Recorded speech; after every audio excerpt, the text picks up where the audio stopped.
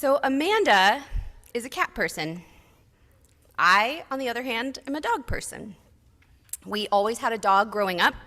His name was Jasper, but he would often run out the front door, run a little ways down the street, and wait for my mom to yell, "Cookie," which was his cue to come back to get a treat. He had her trained, and the neighborhood all thought his name was Cookie. When I was in grad school, I bought a puppy. It was an impulse decision. And it turned out that the puppy was from a puppy mill, and she had a heart condition. And when the breeders offered to take her back, I threatened them with the Better Business Bureau so that they would return my fee. And I used that fee to care for the dog for 4 months that she was alive. And the nearby veterinarian, remember, I was in graduate school, I think I was 22. The nearby veterinarian would make excuses for why she was not going to charge me for things, such as x-rays or tests. Animals have a way of bringing out the good in people.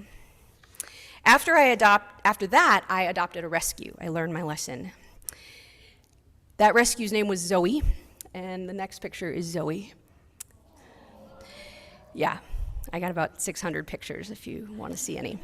She was a tiny Chihuahua Dachshund mix, and despite those two breeds, she was super calm, really sweet, quiet. I didn't hear her bark, I think, for 5 years.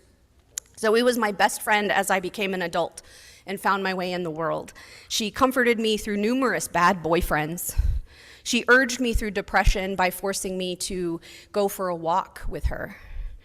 She was there when I met my now husband, Brian, who at the time also had a dog. We became a blended family. She was there when Jester injured his eye and had to have it removed. Let's see Jester's, the next slide. There's Jester after his eye removal. He had a pirate collar. It was so good. Our little pirate dog.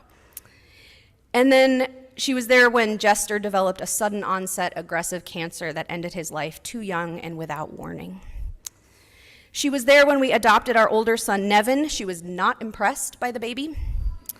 When I brought Nevin home, we had been training her and our other dog at the time to the baby's smell. And so I scooped her up in my arms, and I had Nevin in my other arm, and I said, "Zoe, look, it's a baby." And she went,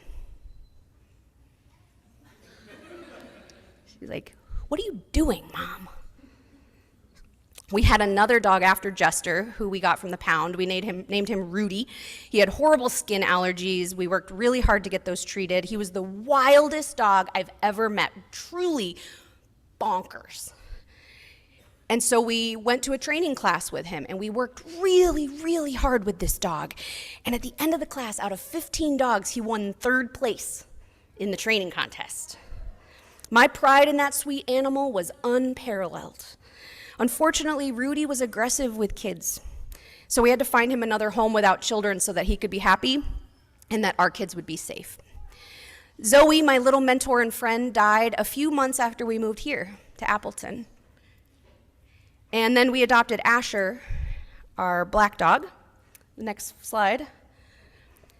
Just a couple months later. We just couldn't be without a dog. We fell in love with Asher online because he was being held by a rescue organization, and he only had one eye, just like our Jester. Asher and Nevin, who at the time had just turned 2, so next slide, Jonathan, became best friends. So that's Nevin at age 2 with Asher, and they used to wrestle and stuff. And then when Ellis came along, our younger son, and he turned 2, we adopted Ronan. Ronan is our big, goofy hound shepherd mutt. There he is with Ellis. That was the day after Ellis got his tonsils out, so he was using Ronan as his comfort object. Ronan and Ellis were, you might say, puppies together. Now, my husband Brian and I have a busy life. We have jobs. We have a house to maintain. We have 2 kids. We're getting a 15-year-old. We volunteer in our community, and we often say that our dogs were the best bad decision we have ever made. They're work. Dogs are work, and they're expensive.